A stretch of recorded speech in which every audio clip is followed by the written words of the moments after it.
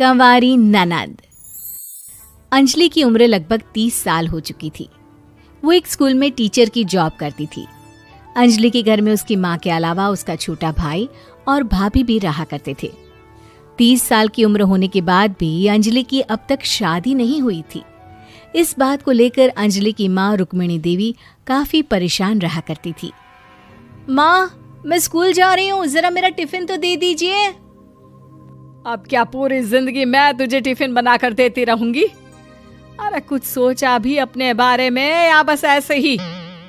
क्या माँ, सुबह सुबह फिर वही बातें लेकर बैठ गई। माँ गलत क्या कह रही है अंजलि दीदी? इतनी उम्र हो चुकी है आपकी, माँ कब तक आपकी सेवा करती रहेंगी? भाभी, मैंने माँ को कब कहा कि मेरी सेवा करो? वैसे भी अपना टिफिन मैं खुद तैयार कर लेती हूँ, बस टेबल से उठाकर देने को ही तो कहा था। वैसे अंजलि दीदी, देखा जाए तो टिफिन उठाकर देने की उम्र तो आपकी है।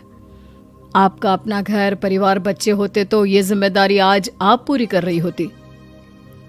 एक बात मेरी समझ में नहीं आती, अगर मेरी शादी नहीं हुई तो इसमें मेरी क्या गलती है और तुम सब लोग मेरे पीछे क्यों पड़े रहते हो? अरे कुछ कहना क्या पीछे पड़े रहना होता है? अपने छोटे भाई को देख, तुझसे 3 साल छोटा है लेकिन 2 बच्चे खेल रहे हैं आंगन में। मुझे आप लोगों की कोई बात नहीं सुननी, जा रही हूँ मैं। और आप में से किसी को मेरा कोई काम करने की जरूरत नहीं है, मैं खुद संभाल लूंगी। इतना कहकर अंजलि वहां से चली जाती है। शाम को जब अंजलि अपने स्कूल से लौटकर घर वापस आती है तो उसने देखा कि पड़ोस वाली निर्मला चाची वहां पर बैठी हुई थी। क्या बात है अंजलि बिटिया, नौकरी करके वापस आ गई? जी चाची जी, कैसी हैं आप? मैं तो ठीक हूँ बेटा, तुम बताओ शादी के बारे में कुछ सोचा या नहीं? अरे रहने दीजिए ना, इससे तो शादी की बात करना ही बेकार है। कुछ भी कहो तो गुस्सा करती है, बात बात पर आंखें दिखाती है। माँ, आप ऐसा क्यों कह रही हैं? मैंने कब आप पर गुस्सा किया? अरे अंजलि बेटा, तुम्हारी माँ ठीक ही तो कहती है। 30 की होने आई हो, अब तुम्हें भी शादी वादी कर लेनी चाहिए। चाची जी, आप तो ऐसे कह रही हैं जैसे शादी करने से मैंने मना किया हो। रहने दीजिए निर्मला चाची, हमारी अंजलि दीदी को अभी तक उनकी पसंद का दूल्हा नहीं मिला ना, इसीलिए वो शादी नहीं कर रही। भाभी, ऐसी कोई बात नहीं है। अरे तो फिर क्या बात है? तुम्हारी माँ ने तुम्हारे लिए इतने रिश्ते ढूंढे लेकिन तुम्हें कोई पसंद ही नहीं आता। क्या है ना चाची जी, हमारी ननद रानी नौकरी जो करती है ऐसे ही थोड़ी ना किसी को पसंद कर लेंगी। अरे भाई, नौकरी का घमंड है तो बात अलग है, कोई और बात हो तो बताओ, कोई रास्ता निकाला जाए। नहीं नहीं चाची जी, कोई बात नहीं है, बस मुझे अभी तक अपनी पसंद का कोई मिला नहीं है। सुन लिया आपने? इस लड़की के तो पर निकल आए हैं और इतनी उम्र में अपनी पसंद का कोई मिलेगा भी नहीं इसे।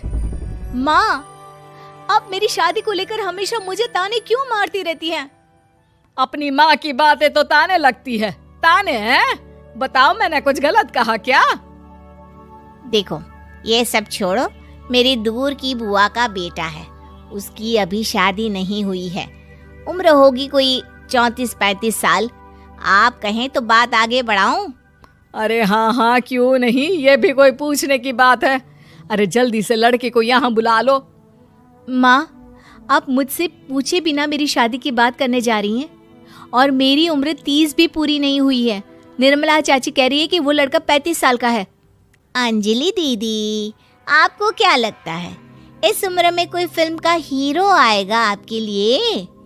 देखिए, अब पसंद और नापसंद की बात तो रहने दीजिए, पसंद करने की उम्र तो आपकी निकल चुकी। अब तो जो भी मिले उसी से शादी कर लीजिए, इसी में भलाई है। तेरी भाभी बिल्कुल ठीक कह रही है। अब जैसा रिश्ता मिले उसके लिए हाँ कर देना, ताकि हम भी गंगा नहाए। ठीक है, चलिए मैं उस लड़के को कहती हूँ, वो कल ही अंजलि को देखने आ जाएगा। अगले दिन निर्मला चाची के दूर का रिश्तेदार अंजलि को देखने उसके घर आता है।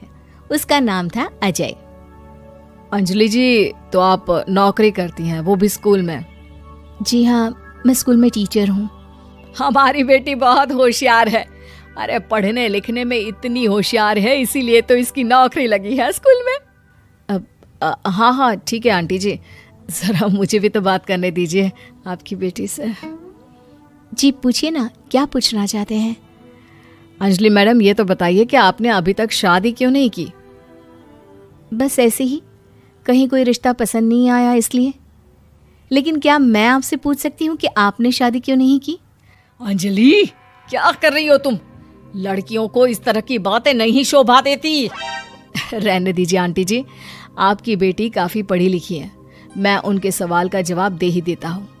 वो क्या है ना, मुझे भी अभी तक अपनी पसंद की कोई लड़की नहीं मिली। अच्छा, कोई बात नहीं। वैसे आपकी तनख्वाह कितनी है? कितना कमा लेती हैं महीने का? जी यही कोई 25,000 महीने। बस 25,000? इतने से क्या होता है? इतने से तो आजकल घर भी नहीं चलता। आपके कहने का क्या मतलब है? अरे मैं तो ये सोच कर आया था कि नौकरी वाली लड़की है, आराम से 40,000 कमाती होगी। माफ कीजिएगा, आपका और मेरा रिश्ता नहीं हो सकता। जी कोई बात नहीं, मुझे भी आपके साथ शादी करने में कोई इंटरेस्ट नहीं है। अंजलि, किस तरह की बात कर रही हो? घर आए रिश्ते को ठुकरा रही हो तुम। दीदी, अब इस उम्र में आपको इतनी अकड़ नहीं दिखानी चाहिए। अच्छा खासा रिश्ता हाथ से निकल गया, कहीं ऐसा ना हो कि जिंदगी भर कुंवारी ही रह जाओ आप। कुछ दिन और ऐसे ही निकल जाते हैं और अंजलि की शादी कभी नहीं होती। अंजलि के परिवार वाले बिंदास उसे ताने मारते रहते हैं, लेकिन अंजलि एक बड़ी नौकरी की तैयारी करती है और उसमें सिलेक्ट होने के बाद अंजलि को एक बहुत बड़ी नौकरी मिल जाती है। अब तो दीदी के नखरे और भी ज्यादा बढ़ जाएंगे भाई। अब तो इतनी बड़ी नौकरी जो लगी है, अब इनकी शादी होने से रही। माँ, मुझे नौकरी के लिए दूसरे शहर जाना पड़ेगा। आप जानती हैं ये बहुत बड़ी जॉब है और इसमें पैसे भी बहुत ज्यादा मिलेंगे। अच्छा, कितने पैसे मिलेंगे बेटा? माँ, मुझे हर महीने 90,000 सैलरी मिलेगी। क्या? अरे वाह वाह, ये तो बहुत अच्छी बात है। लेकिन फायदा क्या? कितने भी पैसे मिले, शादी तो हुई नहीं ना तुम्हारी।